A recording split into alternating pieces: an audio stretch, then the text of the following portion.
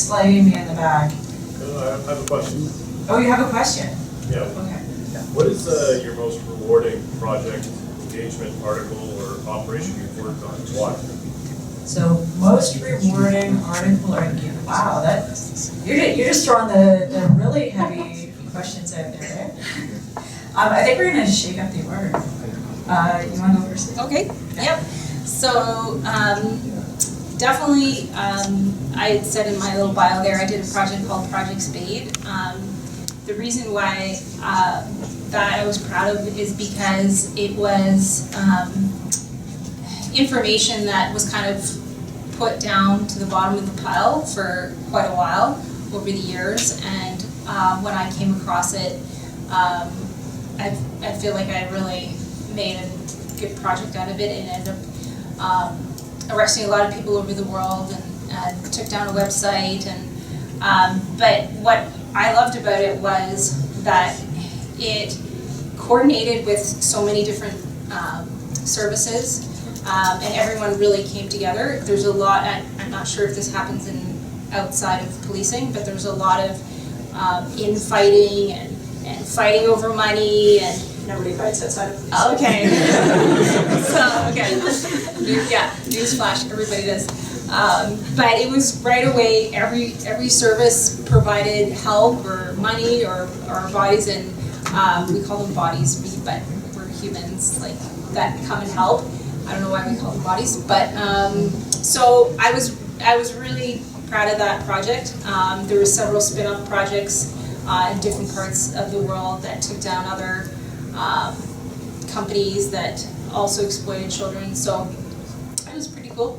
And interesting story from it to tell you was a lot of times our work is luck, but I never think it's all just luck. So the particular guy that ran this website was also file sharing on the side. So he had this business, and then he had his worst hardcore stuff on the side. So we were able to see when he was online on this particular program.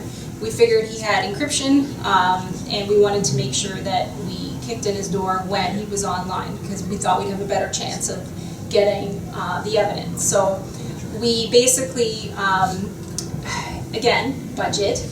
We got the okay to basically watch and be ready to go, because we would have had to do 3 simultaneous search warrants at the same time. So that's a lot of people sitting there waiting to go on overtime on the weekend, because he mostly came online on the weekends because he had this other job.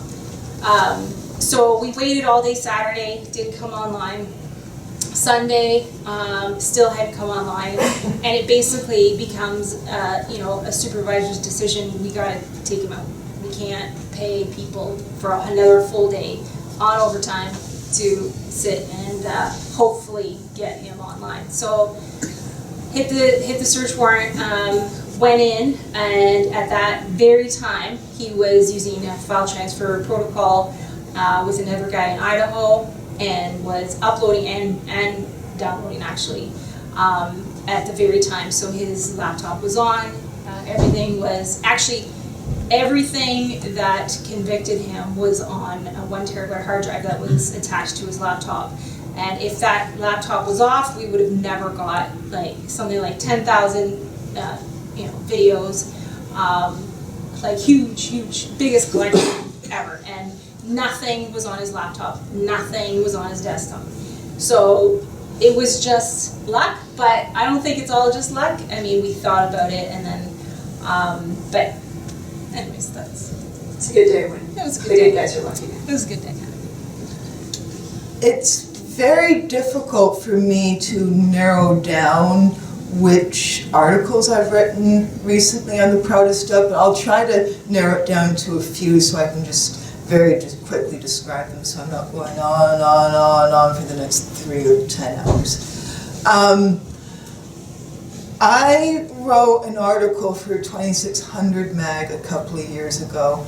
I think it was titled something to the effect of "What Do Ordinary People Think a Hacker Is?" It's in the winter 2014-2015 issue, where I'm just more talking about public perceptions of what a hacker is, hacker culture in general, because obviously the people who have 2,600 bag subscriptions are very well versed in hacker culture, and they know that a hacker isn't necessarily someone who does wrong or illegal things, but more plays and experiments with technology, like in Stephen Levy's book, right? But the general public think that a hacker is automatically a bad person who breaks things and will put malware on your grandmother's computer and ruin it. So that I was really proud of.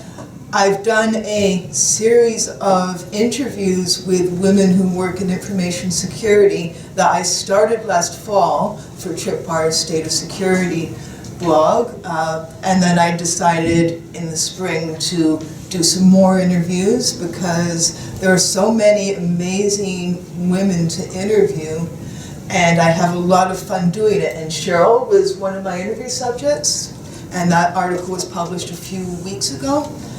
So I'm very proud of that. I wrote an article about 4 or 5 months ago on because there's a lot of research going on now, and it's all very preliminary and theoretical on quantum networking, and if we can implement quantum networking properly, will that negate the opportunity for man-in-the-middle attacks? Because a qubit, when you look at it, it changes its information. So all those sorts of monitoring tools you could put in there, or ways that you can get in the middle of that data and interfere with it, would change the content of that data completely because they're qubits. So that was, and in fact, the idea for writing an article on what implications quantum networking could have on network security actually came from my fiance Rob. So there we go, everyone stare at my fiance. I was really proud of that. Another article that I'm really proud of, I also wrote for Tripwire's State of Security blog. It was my idea. It was a very meta article, and I love getting really meta. Not just about meta tags, but outside of data to get meta with the meta. So I wrote an article, I think it was titled Computer Security, Information Security, Cyber Security, IT Security, What's the Difference? Because these are all terms that very much overlap in a Venn diagram, but they are slightly different in what they entail. And the idea of that article came to me from my experience writing about cybersecurity, and sometimes needing to replace the phrase cybersecurity or information security just so I didn't sound so repetitive in my goddamn prose. So that's where the idea from that article came from. And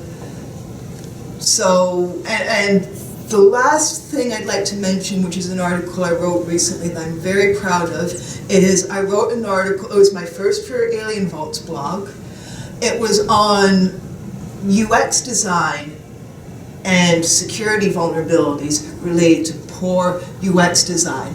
When we think of human cybersecurity vulnerabilities, most of the time we think about social engineering, and where malware and social engineering converge, which are Trojans and stuff like that. But also bad UX design can be a security vulnerability. I think one of the things I mentioned in the article was a problem with the UI of the router console, and how confusing those settings were, not just for ordinary end users, for anyone looking at it. And usually in cybersecurity, we think deciding what to do with, okay. Nick's going like this constantly in case you wonder. I'm in vaudeville now, and there's a. I hear there's an article about this that people could read if they're Kim Crowley. I'll be super quick. We created fake digital footprint so we can trick the investigators. If you leave a digital footprint on a computer, you can say it wasn't mine. Done. Alright. It is illegal, so we can't publish it. I saw there was, okay, go for it. Are we at last question, Nick?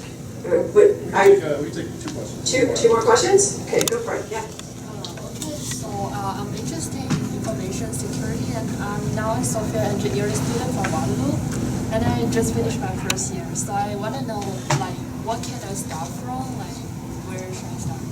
Quick Waterloo. Where do you start? Okay. Hey now, hey now. So That's a some of joke, us but were there. I'll be honest. No, there is a program dedicated for security. So if you're an engineering student, we had about 5 engineering students in my program, and 3 of them I think were from Waterloo, 2 from other schools. They wanted to do more security stuff, so you could complete your computer science degree first, but you don't have to. So you can go into the 3 different schools in all of Ontario that offer security programs.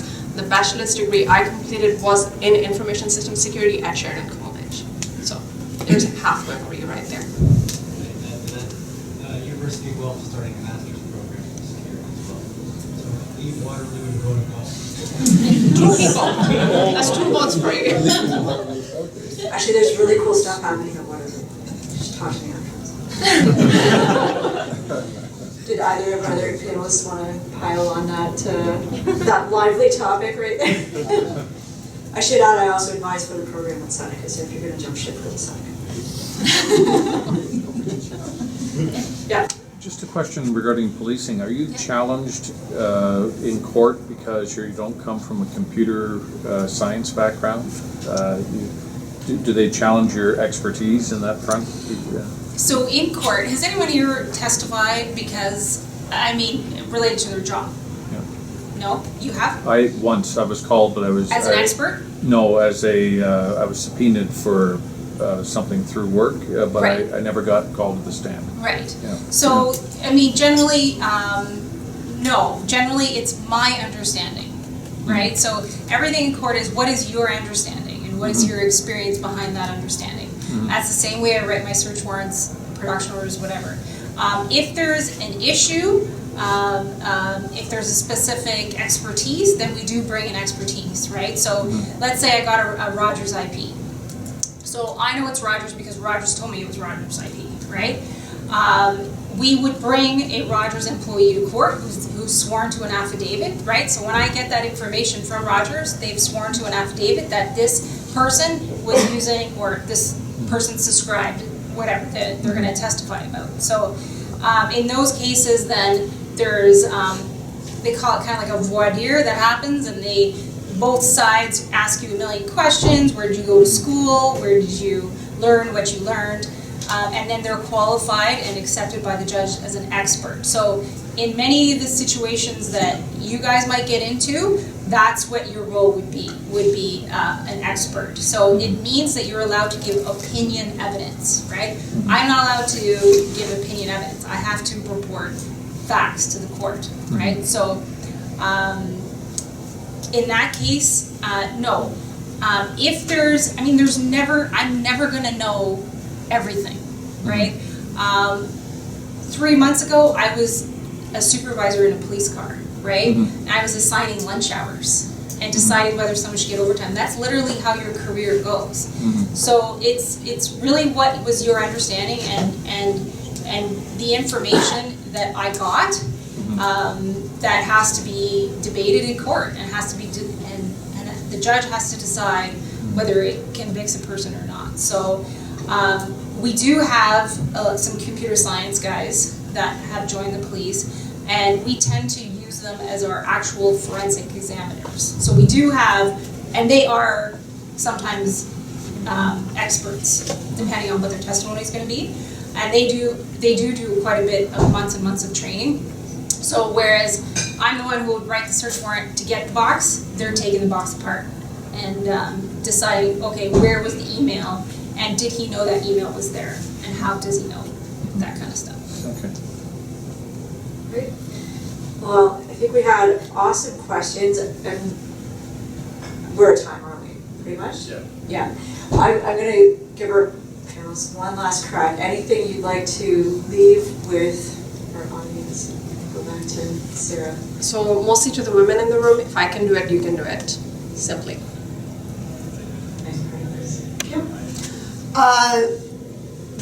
We are in an amazing field, and although most of us here, we have some common knowledge, we're always going to understand certain niches and certain sub-areas of cybersecurity better than the others. So we need to communicate with each other, we need to cooperate with each other, we need to work together, to have a holistic approach to cybersecurity in general, and the first step is keeping an open mind. So it's really awesome to be at events like this and to see a lot of new faces, and I'm very happy to meet all of you. I guess one thing that I thought is an interesting parallel is the history of the relationship between the police and financial institutions. So your average fraud investigator at the end of the day has to work very closely with whatever's being investigated, security fraud, money laundering, right? There's a team environment and there's a long history of that for my project Spade, he had money and we couldn't find it. So I would have had to hire an actual forensic accountant to go through all his money. That is not a police officer who's doing that. And unfortunately we didn't have the money to pay one, so I still don't know where his money is. But anyways, so I just foresee nights like this and future events like this where we can build those relationships, because at the end of the day we really need each other to fight this battle. So that's all I was saying. Awesome. Well, thank you everyone. I'm sure all of us are more than happy to chat when there's an opportunity, and hopefully we spark some interest. Thanks. Awesome.